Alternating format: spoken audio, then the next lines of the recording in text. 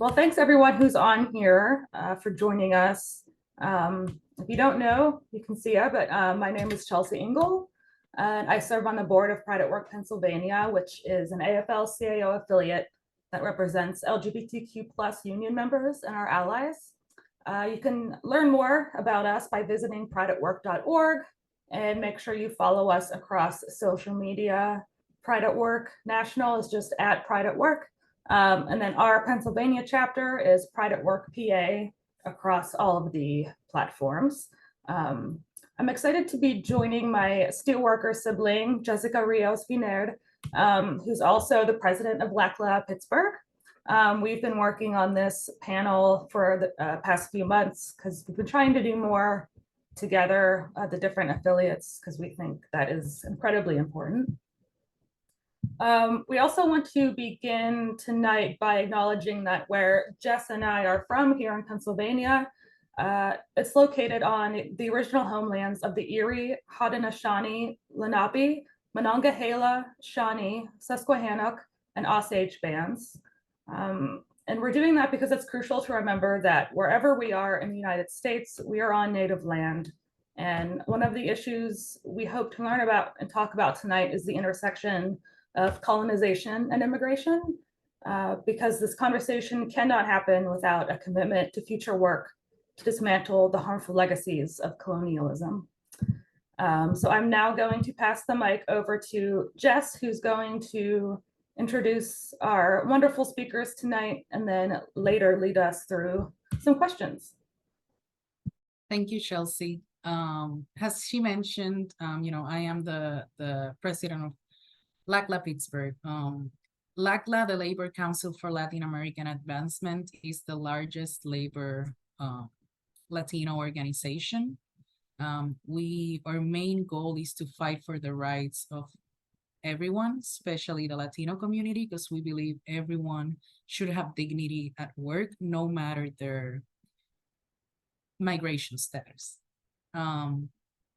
Pride Month is the perfect time to talk about these issues and how they impact queer and trans migrants in particular. These communities continue to be vulnerable as social rhetoric becomes more hostile and violent. LCLAA Pittsburgh and Pride at Work Pennsylvania have been talking about this webinar for a few months, and we are excited that it's finally happening. And we're very grateful that Eithne, I'm sorry, did I say that correctly? I think, yes, Eithne Luibhéid and Karma Chávez agreed to join us. Their work, both individually and collectively, on the anthology Queer and Trans Migrations is what inspired this event, after all. Dr. Eithne Luibhéid is a professor of gender and women's studies. She holds a PhD in ethnic studies from Berkeley, and her research focuses on the connections among queer lives, racialization processes, state immigration controls, and citizenship. She served as the director of the Institute for LGBT Studies at UA from 2007 to 2011. She has been an invited speaker at universities including Harvard, Oxford, the Open University, the University of Amsterdam, and the National University of Singapore. Karma Chávez is a professor of Mexican American and Latino studies. She is also a rhetorical critic who utilizes textual and field-based methods.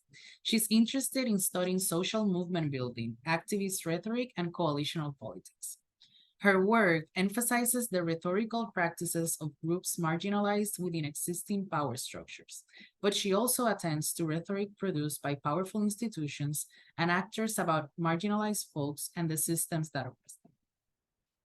Eithne and Karma are now going to take us through a presentation about their anthology, Queer and Trans Migrations. We will then ask a few follow-up questions and leave time for folks watching who may have questions. So feel free to drop those questions into the chat as we go. Eithne and Karma, thank you again so much for joining us, and the stage is all yours. Well, we both want to sincerely thank you, Jess and Chelsea, Pride at Work and LCLAA for inviting us. We are honored. We are delighted to be here.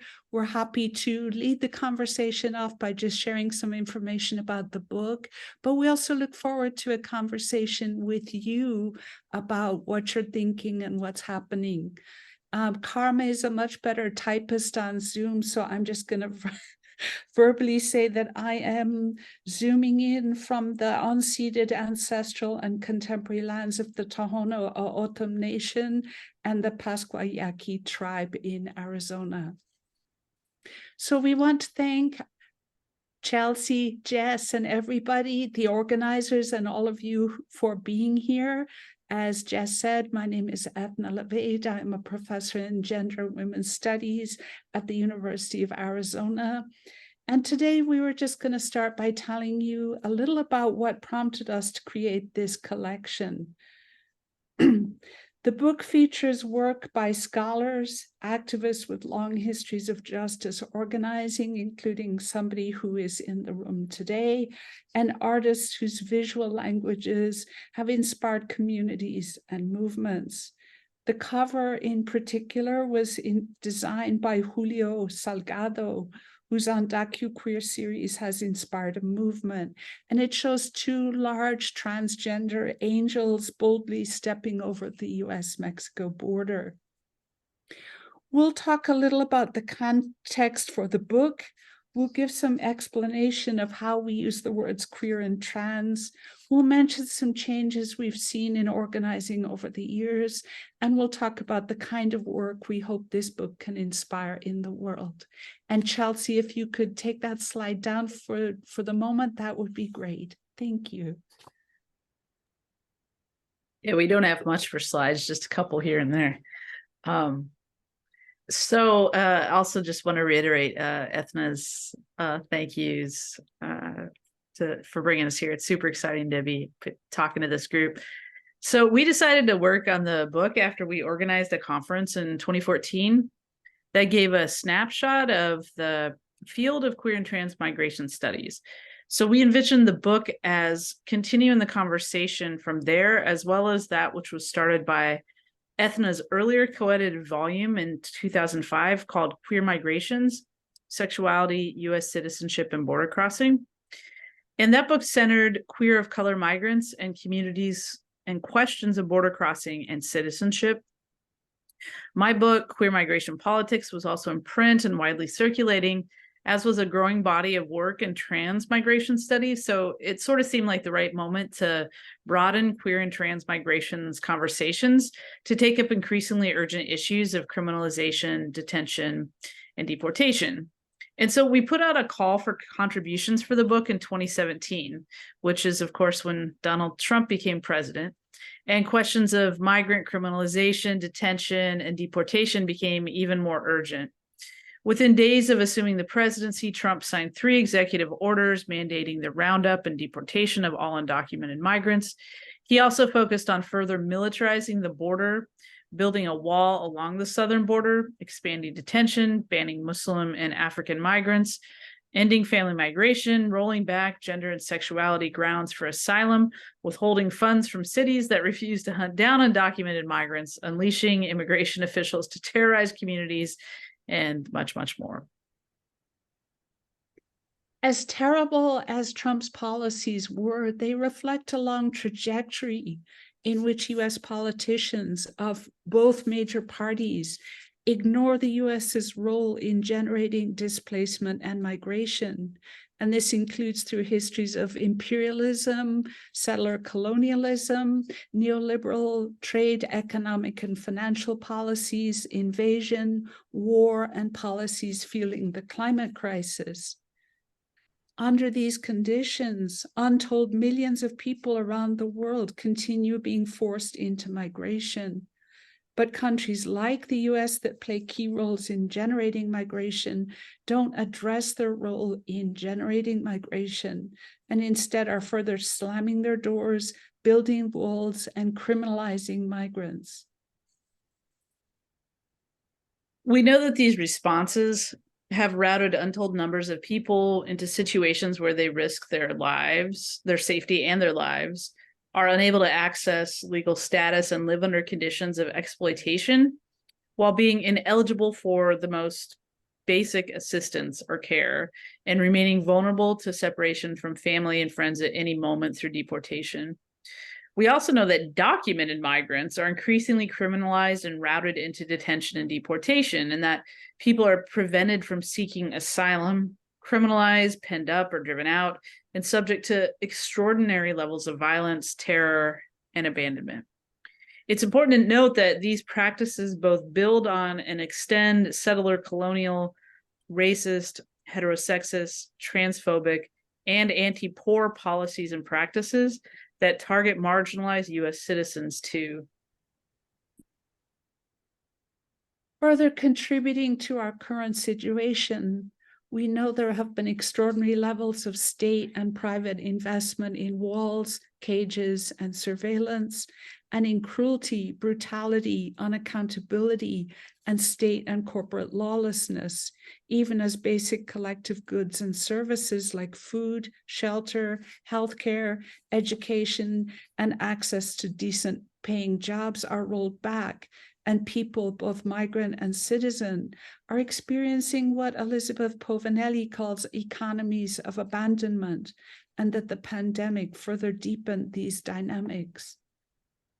Media and politicians, whether they're Republican or Democrat, tend to frame migrants and marginalized US communities as somehow causing the current crisis. The contributors to this book flip the script. They call out the carceral nation state, corporations, white supremacist, anti-Black settler colonial and patriarchal logics and practices as the source of the crisis and as needing to be transformed or abolished.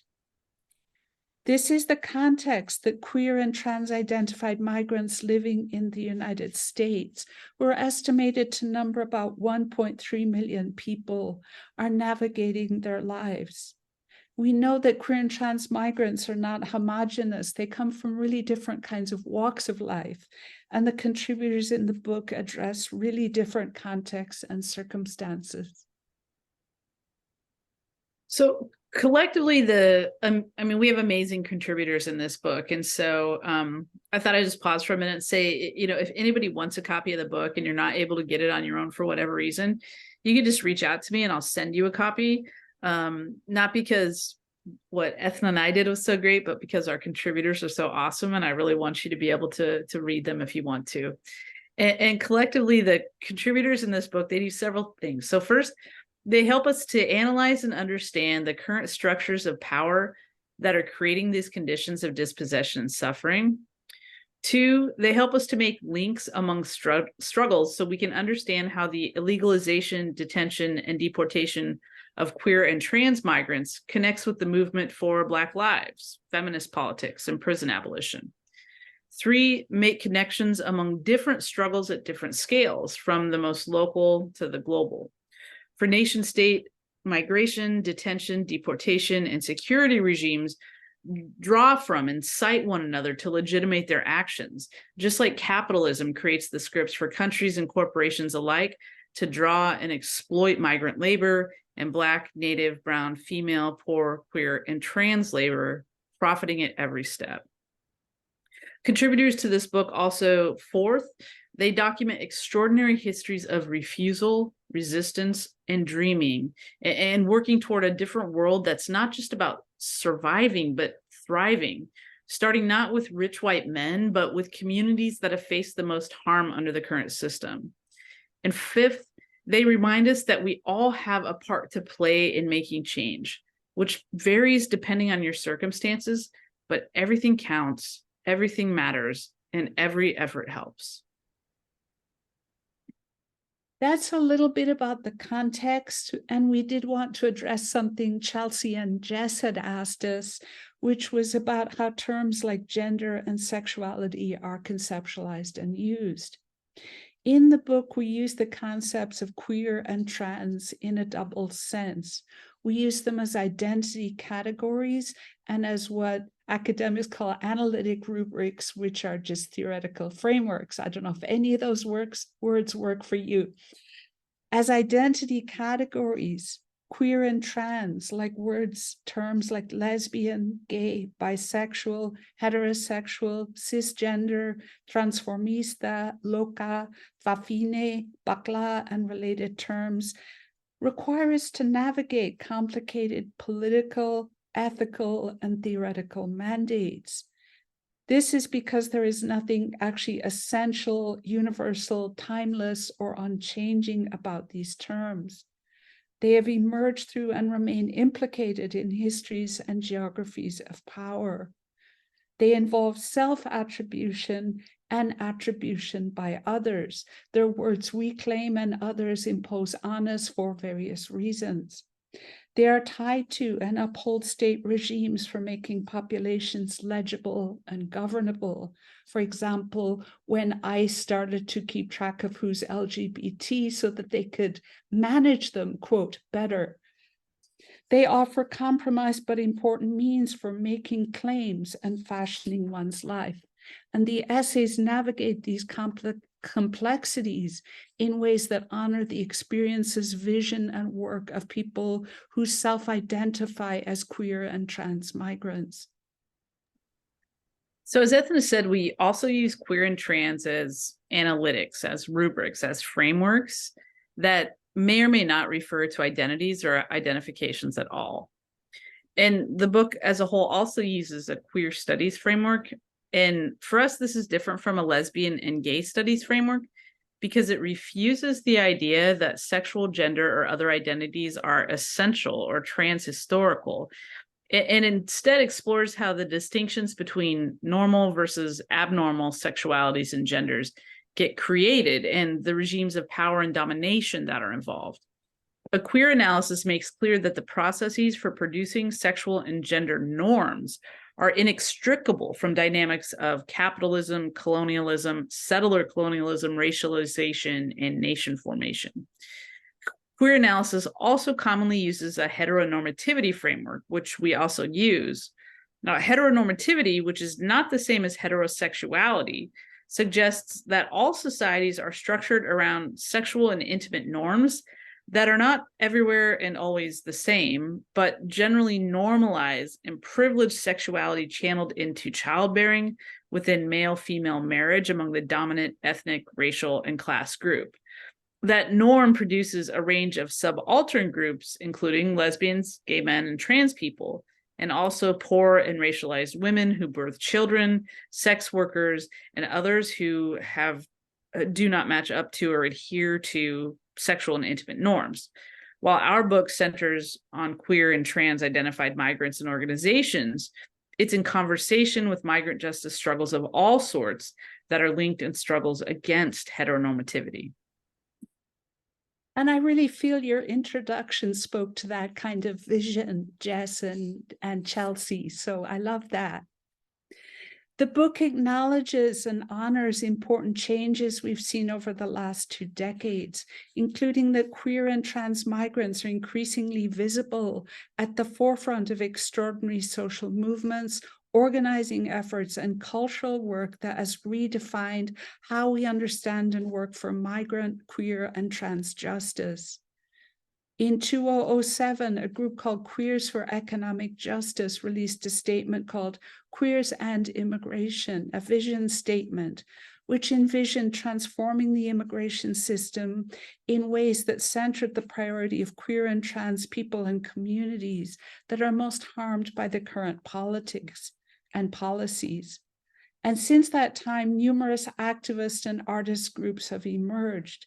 In the US, these include, and if you could show the next 2 slides, Chelsea, that would be great. I'm just going to list some names here. Groups include the Trans Latina Coalition, the Immigrant Justice Youth League, United We Dream, Culture Strike, which is now the Center for Cultural Power, the Queer Undocumented Immigrant Project, Mariposas Sin Fronteras, Familia Trans Queer Liberation, Trans Queer Pueblo, the Queer Detainee Empowerment Project, the Black LGBTQ+ Migrant Project, and many, many more. And if you read through the contributor biographies at the back of the book, you see the really amazing array of social justice projects and organizations that they work with. All their efforts have made important inroads in checking the sexual and gender normativity of the immigrant rights movement, setting queer and trans-centered migration agendas, challenging the treatment of trans and queer migrants in detention, and much more. And this kind of work is evident around the world with organizations like the Forcibly Displaced Peoples Network, the African LGBTQI+ Migrant Network, Rainbow Refugee, Queer Refugees Deutschland, and many, many more. Chelsea, thank you. Oh, thanks. That's perfect. Chelsea, you got this. You're good. So in creating the book, I think it's important to say we didn't try to produce something that we claim is representative, which would be impossible. But instead, we issued an open call that invited grounded, cutting-edge work that helps us to understand the moment that we're in and how to move forward in transformative ways. Queer and trans migrations remains heavy on contributors from and research about the United States. The troubling overrepresentation reflects U.S. power and hegemony in the production and circulation of academic knowledge. The book is not intended to suggest that U.S. experiences are universal or generalizable, and contributors in our book also engage processes of illegalization, detention, and deportation in Turkey, Greece, Canada, as well as Native nations. The book came about as we discussed. We started this in 2017, and the impetus was the urgency of the current situation, the urgency of continuing to have conversations and taking action, and the importance of ensuring that the work stays centered on racial, gender, economic, sexual, settler, colonial, and geopolitical justice that starts from the priorities of folks who are most harmed by the current system. We're, of course, relieved that that person whose name we don't want to say did not get a second term, but the current president's agenda is hardly radical, as we know, and he's also facing an uphill battle in making changes. He's also continuing long-standing approaches to policy that treat immigration as a, quote, personal choice without regard to the conditions that are impelling it or the U.S. role in those conditions. And this continues to justify criminalization, militarization, detention, and deportation. And thus, from our perspective, the work has to continue, even though these times are difficult, and yet we see them as times of possibility. We have seen people coming together and demanding big changes that were not part of public conversations even a few years ago.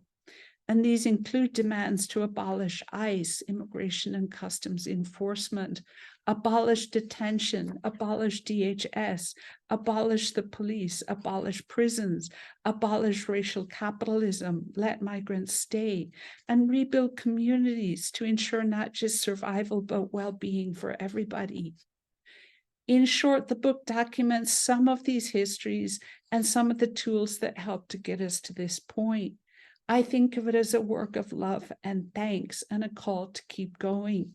And we do want to mention that all royalties from the book are donated to support the organization Mariposas Sin Fronteras in Tucson, which has been doing this kind of work for several decades. That's our general presentation, and now we look forward to questions from Jess and Chelsea and anything else folks feel inspired to ask or do. Thank you, Eithne and Karma. That is a great overview of your book that covers so many important topics. One of the first questions we have to follow up is about the terminology you use. You mentioned in the intro of your book that you use the term migrants as opposed to immigrants or refugees. Can you explain that for us and why it matters? Eithne, you're the one who really has theorized this fully. You want to go ahead and take it?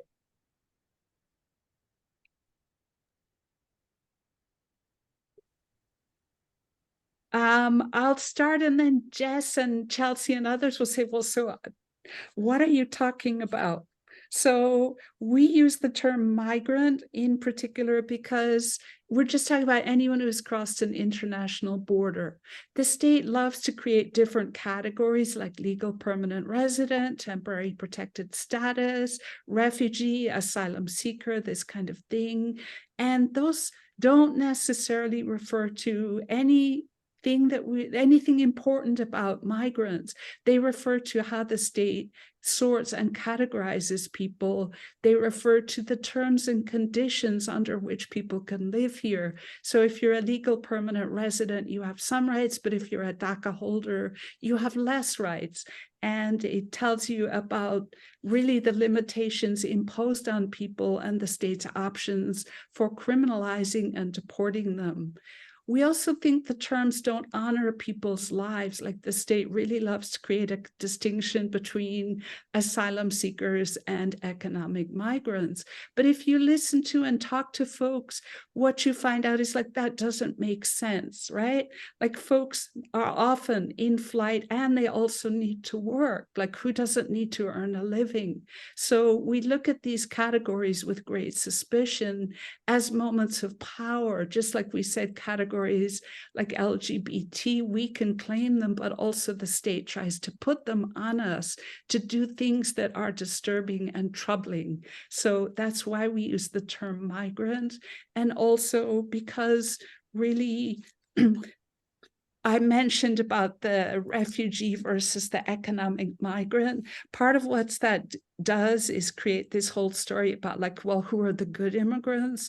Who are the bad ones? And we don't support that. We don't agree with that. We see that as an operation of power. We think anyone who needed to cross a border, let's talk, they're here. And we do not accept those kinds of distinctions in the ways that they're used to criminalize and exploit people. Karma, you want to add anything? Well, the only thing I would add to that is just to extend briefly what you said, which is, you know, you can be an asylum seeker one day and you can be an undocumented immigrant the next day. And so there's just so much slippage between those terms. If you get denied asylum, you had a legal status and then all of a sudden you don't have a legal status. Or, you know, if you're a legal permanent resident and you're convicted of a felony, all of a sudden that throws you into a sort of a legalized status. And so migrant sort of suggests the precarity of all people who've crossed an international border. Thank you. Don't Sorry, get me Eithne. started. Sorry, I was just going to add to what Karma said. You know, you get into this and it just makes me so angry. So like you apply for asylum, the system is stacked against you. Only certain things are going to count. But when the state rules you out, you've moved now, as Karma said, from being an asylum seeker to an undocumented and deportable person. These are all operations of power of the state. How did they decide? And you're still you have things going on. You're still trying to just live your life and earn a living. So, you know, when you spend time with those kinds of injustices, they really emerge as, you know, moments of power that we want to push back on. Thanks for letting me continue, Jess. I'll stop there. No, of course. It's interesting this talk about terminology because, for example, I'm from Puerto Rico, right? So we're not considered immigrants, right? It's considered as if I was moving from Pennsylvania to Washington State. But in reality, it's very different to move from Puerto Rico to the United States than it is moving from one state to the other, right? There's cultural differences, there's language differences, like it's like moving to a whole different country. But there is a privilege there because we do not have to worry about deportation for now, right? That's something that can be changed with a signature. But in recognizing that privilege, in my experience, as a Latina from Puerto Rico that doesn't have to worry about documentation, when I started living in the United States, I felt a type of liberation about my sexuality. Being able to feel more free into recognizing my bisexuality without the shames of being at home, right? Without the shames of the families or the friends that you've had all your life, or those fears, right? Or those fears of how people would react. There was like an option of starting new, and then starting new has my whole self, right? So how do you think the fear of deportation impacts our LGBTQ plus siblings' process of coming out?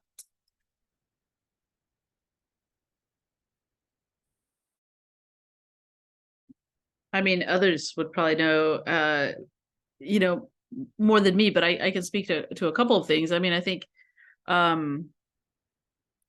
you know, it's only been since 1990 that gay or lesbian identity wasn't a category that could, you know, basically lead to your deportation. And that was only, I mean, so if you think about it, for most of us, that was in our lifetimes, right? And so for a long time, being gay and lesbian was a criteria for deportation. That's changed in a certain sense, although the ability to deport someone for what they call crimes of moral turpitude, right? That actually didn't go away in 1990. And there's always been other ways in which gays and lesbians and crimes of moral turpitude, I should say, right? So that might mean you were, you know, in a public bathroom and soliciting sex, and you got arrested, right? So that would be considered a crime of moral turpitude that would make you deportable. So you're not getting deported because you were gay, but you are getting potentially put into deportation proceedings because of a crime of moral turpitude. I think there was a lot of push, right, for same-sex partners to be able to sponsor their partners as a pathway, because, you know, until Obergefell in 2015, there really wasn't a pathway for any gay or lesbian person to sponsor their same-sex partner who happened to be from another country. And so, you know, one of the conditions that created was, even though family reunification has historically accounted for about 75% of the legal pathways for immigration in this country, that meant that gay and lesbian people had no access to that 75%. And so if you weren't someone with a skill that the US government really needed, that meant you had no access to a legal pathway. In the 8 years since Obergefell, now there is that pathway, but people have celebrated this. This is great. It's great for queer and trans immigrants. The challenge, though, is it's still not just that any family can sponsor any family. Some of you probably know this, right? And so there are a lot of restrictions around the economics of who can sponsor someone for immigration. And so it's opened up a pathway. It makes it a little bit safer to be out if you're an immigrant who's gay or lesbian. But it's not a foregone conclusion that just because you happen to be in a partnership, you might be able to sponsor someone. And of course, if you're not in a partnership, or if you're not in a conventional partnership, there still may be no access, particularly if you happen to come from a working class background. So that's one thing that your question makes me think about. Wow, Jessie, you asked a big question to which there are so many possible answers. So I really appreciate the question. I really appreciate your description of how, moving can create a space to feel you can do things you can't do. And I can totally relate to that, right? Like, you won't be told you are disgracing your family and things like that, which was what I was familiar with, right? I will say it's something that there's lots of different kinds of stories about this. So it also depends if you come alone or with your family. It depends what resources you come with. It depends. And so we know some folks have been made vulnerable because of being queer or trans and migrate and arrive here. And if undocumented, they're left even more vulnerable, right? There's a question of who will offer support here. And can we rally groups to provide support? And groups are stepping up, which is one of the things that we've seen. We also know there are situations where folks really can't come out, and it's extremely difficult and the threat of deportation on them and on many family members may add to the pressure. We also know there are some stories of folks who, if they are gay but become the earner in the family, that actually changes their status in the family, right? So that happens. And we know there are stories of folks who come and feel like they can breathe and do what they need to do. But I think the thing I always push back on is like this very simplified mainstream story, which is queer folks are coming to be free. And I'm just saying, no, they're not, because that's not what it's like here. And even folks who feel that space of possibility are also feeling the economic pressure, the racism, the policing, the other kinds of struggles, right? So how do we craft stories that honor these kinds of diverse experiences for people and think about what do people need and how do we make deportation stop being something that comes down on people? So these are some of the things your question made me think about. And I don't know if you want to add to it, like feel free to also jump in, but. Thank you so much. So yeah, definitely, right? Like everyone's gonna have a different experience, and even as free as you can feel to be yourself, you are still gonna be carrying, you're not just an immigrant, you're also a queer immigrant, right? Or you're not just queer, you're also a person of color. And all of these intersectionalities that just complicate people living in the United States and in other different countries, right? So contributors to the book also touch on some legislation that impacts migrants. DACA, or Deferred Action for Childhood Arrivals, was passed in 2013 and was seen by many as a positive step. But what impact in particular did it have on LGBTQ plus DACA recipients?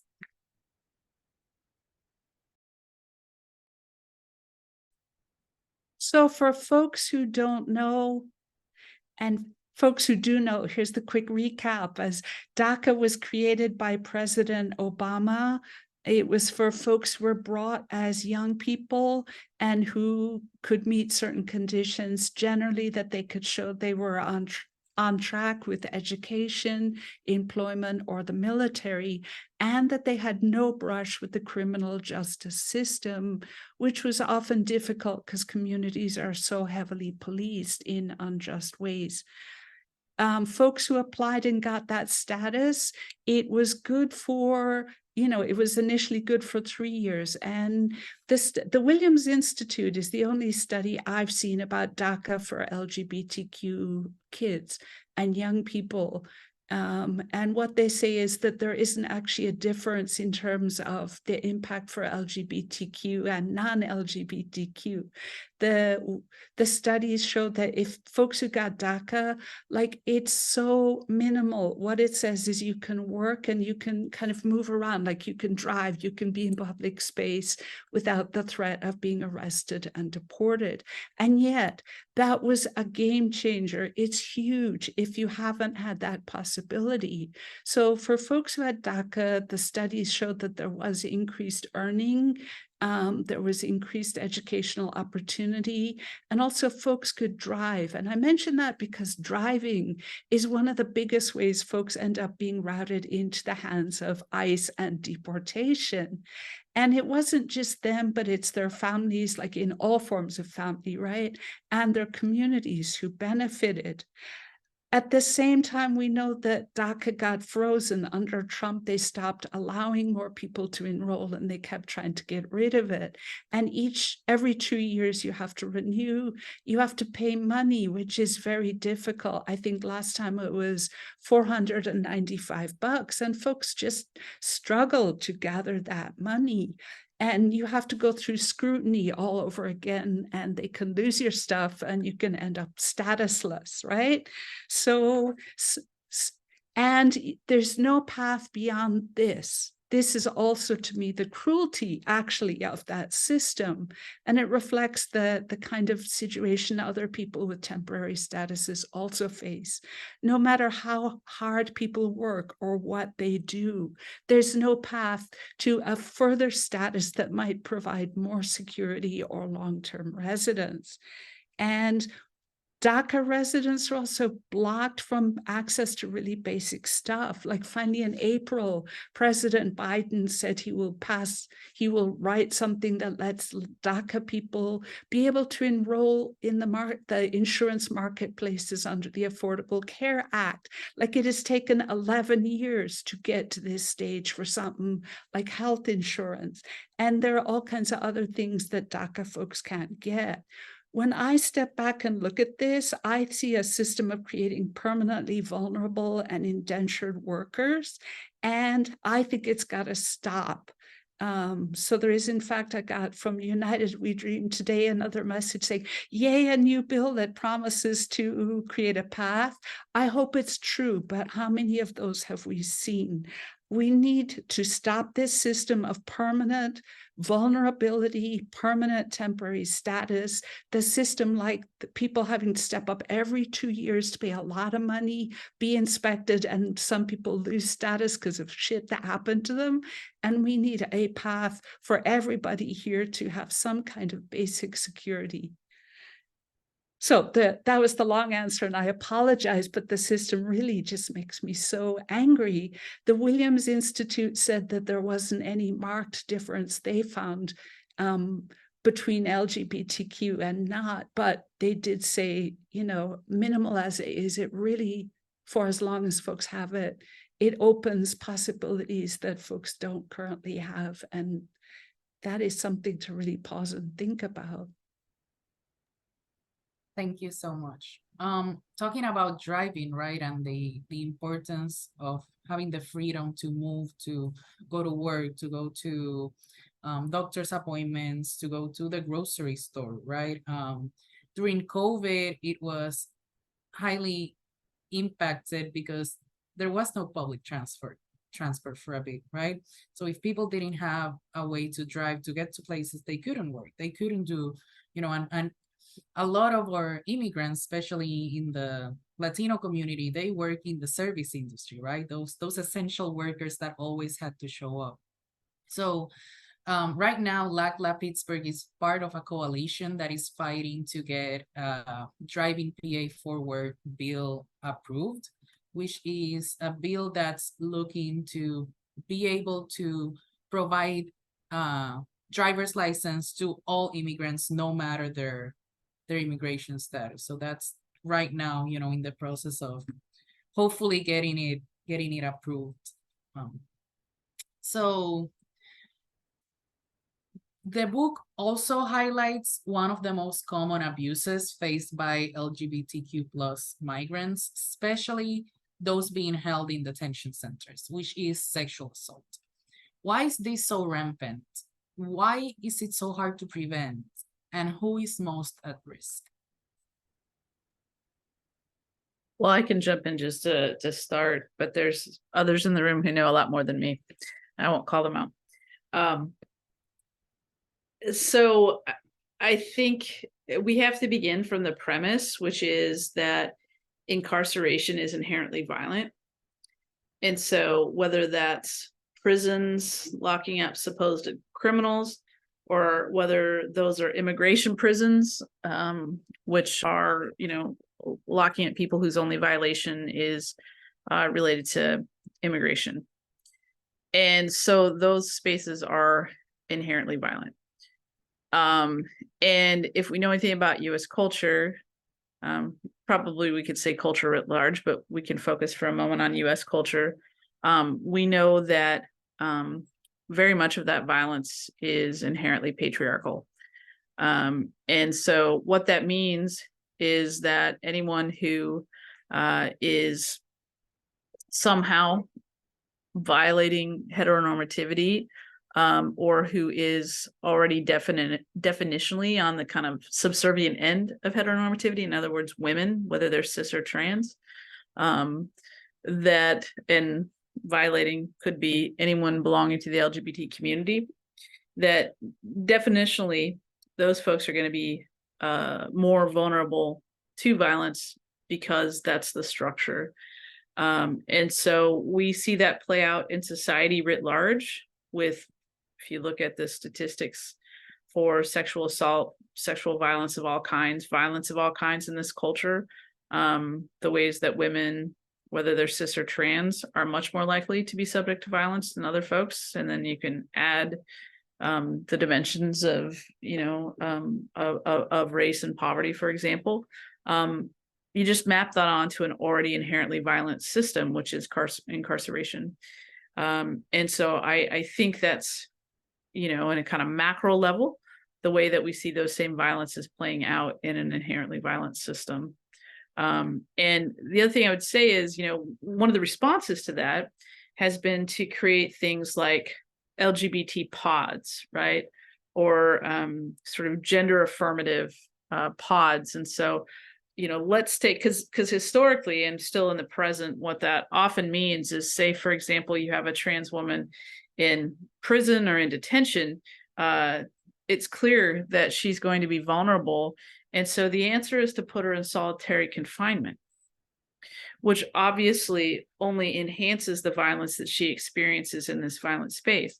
And so one of the supposed liberal responses to this has been to create LGBT pods. And so we're going to put all the LGBT people together in a separate space, supposedly to protect them from the mainstream population, whatever that means. The problem with this is people are still incarcerated, right? And so they're still subject to the violence of the system.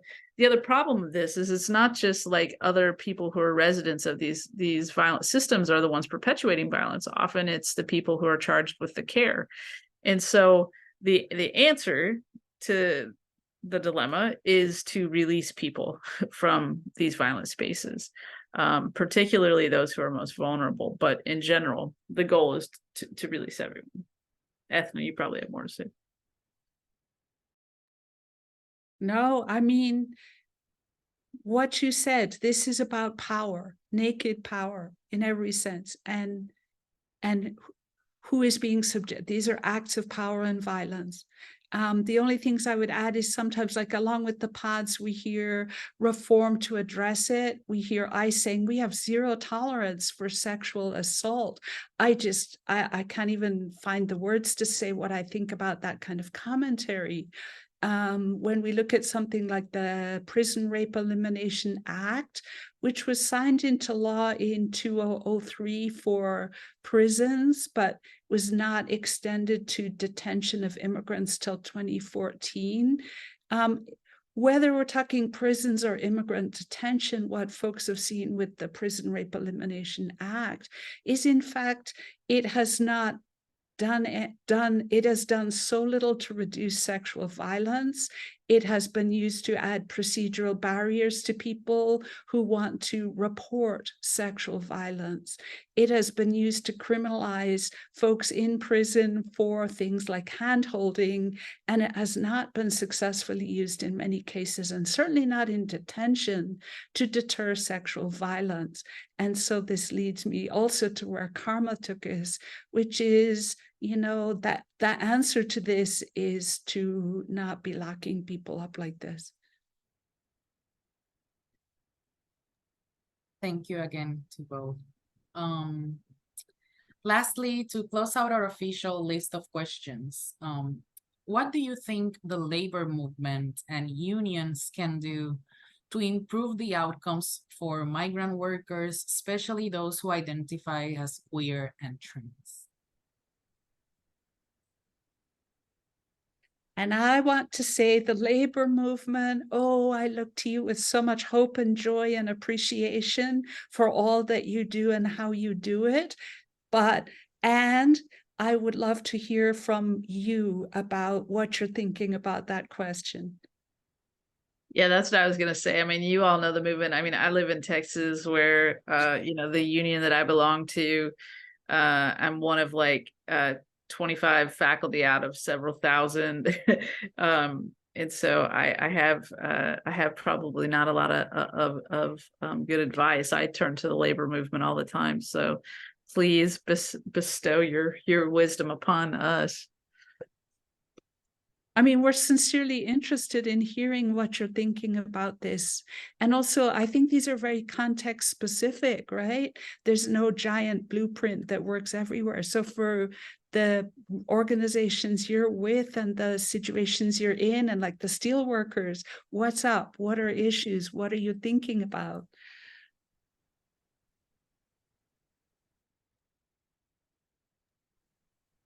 Jess, I'm sure you can talk more about this, because I think you're the one who told me that there are some local unions, even in the steelworkers, who are incorporating language in their contracts that state that their employer will not cooperate with ICE if they come.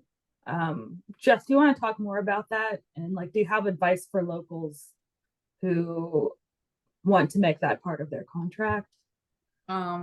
So I always say that contract language is one of the most important things that we can fight for, especially for our minorities, right? Either or undocumented siblings or LGBTQ plus siblings, because the language contract is what protects us, right? When the law falls short. I cannot talk in detail about that. Like, I wish I had some more examples at hand, but yes, definitely there has been some fight to include that language in contracts.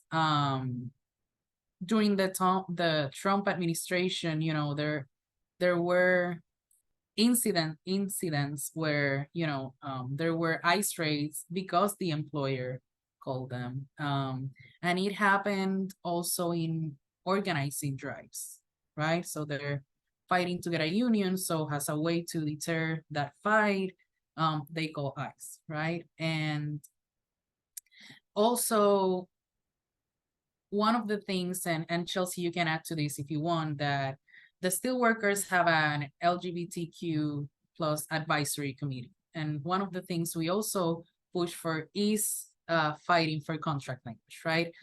When we see our rights at stake, for example, when Roe versus Wade was turned down, I forget the correct word in English for this. But when this happened, you know, a lot of fears of same-sex marriage, you know, being impacted by decisions like this came in. Contract language is very important for that, right? Because if you have it in your contract that, you know, your partner still has these rights to your healthcare or all of these things, right? That can help protect you if something like that happens from the Supreme Court, right? So if you tell me what my recommendation for locals is to like reach out to other locals that already have this language in their contract, so you can push these proposals when it's time to bargain your own contract.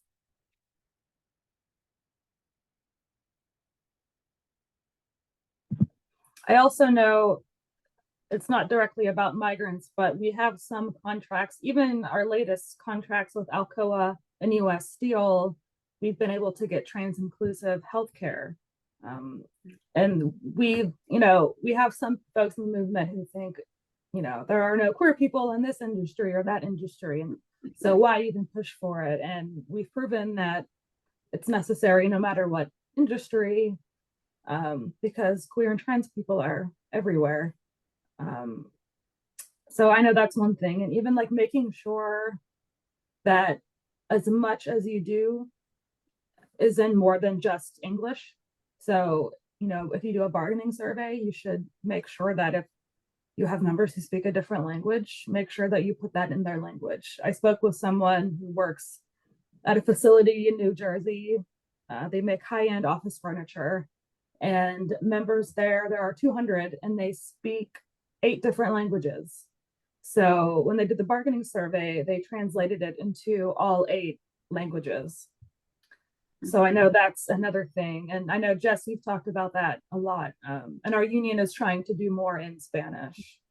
But yeah, I'd love to hear if like other folks on the call are willing to talk about some things that your locals have done. Michelle, what about you? Yeah, in fact, we've done some of the things that Jess was talking about. The whole ICE threat, we represent meat packing and food processing workers. So the threat for us was intense. We had extensive training with our stewards and met with all of our companies and explained to them how they don't have to pay attention to those subpoenas. They'll let ICE people in to their plants. Similar to what the steel workers are doing, we have contract language in our non-discrimination, make sure that citizenship status and immigration status are nothing that people can be discriminated against. We too do our work in multiple languages, but the thing I think we're most proud of in my local union is over the past, I don't know, maybe 5-6 years, we have a citizenship program, and we've helped over 800 of our members and some of their family members, go through the citizenship process and at no cost. And in fact, we just did 12 more workers on Saturday at the Cargill meat plant in Hazleton. So that's been part of our work, but also training workers on why, an injury to one is an injury to all. And in particular, make our workplaces safe for trans workers. In fact, our Cargill plant I just mentioned, one of our stewards is trans, was on our bargaining committee. And the reason they're so active in the union is because they had a supervisor who was harassing them. Our union steward stood up for her. And now she's one of our best activists in the facility. So I think you create a culture of acceptance, and you're either a welcoming union or you're not. And I think that a lot of unions have become a lot more welcoming, over the past few years. But I think there might be some unions out there we still need to work on, but there's a lot of unions doing important work right now. I guess it talks a lot also about the importance of representation, right? When you have people in positions that can make decisions and can create stuff like materials for people in other languages, right? Why is it important to have, representation in all of these areas that can make decisions and can create change and can create materials for civils, right? If you cannot understand what your contract says, then how do you know if your rights are being respected or not, right?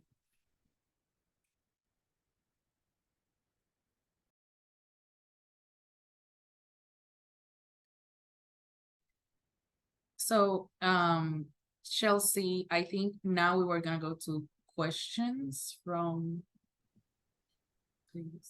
Yeah, if folks have any questions, if you want to put them in the chat or even just raise your hand or unmute yourself, this can be pretty casual. If you have questions for either Eithne or Eithne and Karma, this can be very open. So does anyone have questions or thoughts on either like the book material we talked about or anything else related to queer and trans issues and immigration?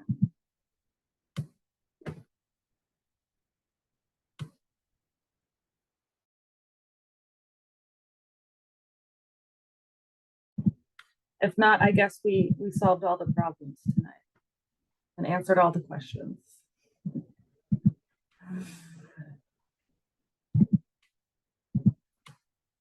I also want to obviously invite folks on the call to join both LCLAA and Pride at Work. We're through the AFL-CIO and we're dues based. So we need money, and we also need allies to do all of the work that we do. Also, another one of our good friends is APALA, the Asian Pacific American Labor Alliance. So we've been doing more together, especially since leadership, a lot of us are in the steelworkers headquarters. We can do a lot together. Anything else, Jess? Just wanted to share, you can look for us in social media. We're in Facebook and Instagram has LCLAA Pittsburgh. That's LCLAA Pittsburgh.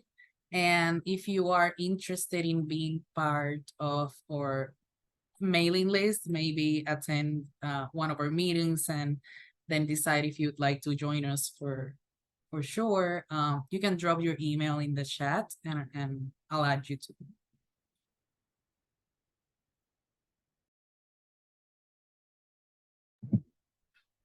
I also wanted to see if our lovely speakers tonight, where can folks keep up with you and your work?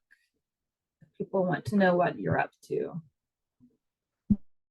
Well, Eithne is notoriously absent on social media. So I think she does have a Facebook account that she never uses, and I don't think she has Twitter or Instagram. Am I correct? I am an intermittent Twitter user. Whenever there's a big political need to be on Twitter, I'm on it. And I'm on there. I'll put it in the chat at Queer Migrations. To my Twitter. And Facebook, I am hardly on there, but I also, if you're more interested in gardening and cats, then you can follow me on Instagram at Karma Chávez. And I'm always available. I put my email in earlier, karma.chavez@utexas.edu.